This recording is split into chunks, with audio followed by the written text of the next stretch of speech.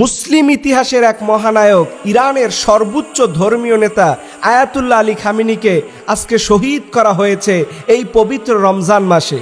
আমরা ওনার জন্য মন ভরে আল্লাহর কাছে দোয়া করি, সবাই বলি ইন্না লিল্লাহি ওয়া ইন্না ইলাইহি রাজিউন। এখন প্রশ্ন হলো দুইটা, কেন তারা এই রমজানে ইরানের উপরে আক্রমণ চালালো এবং সেখানে তাদের সর্বোচ্চ নেতাকে শহীদ করা হলো? এর এক নাম্বার কারণ হচ্ছে, আপনারা জানেন গত কয়েক মাস আগে পৃথিবীর ইতিহাসের সবচেয়ে নিকৃষ্ট ফাইল এপস্টিন ফাইলের কুকীর্তি, এই কেলেঙ্কারি গোটা বিশ্বের মানুষের সামনে এই জালিমদের চরিত্র ফুটে উঠেছে। সেই বিষয়কে তারা ধামাচাপা দেওয়ার জন্যই, সেটাকে লক্ষ্য করে তারা ইরানের সর্বোচ্চ নেতাকে দুনিয়া থেকে বিদায় করে দিয়েছে। তারা মনে করেছে আর মনে হয় আয়াতুল্লাহ আলী খামেনি আসবে না। মনে রাখবেন, আয়াতুল্লাহ আল খামেনি কিন্তু একজন ছিলেন না, এর আগেও ছিলেন, শহীদ হয়েছেন।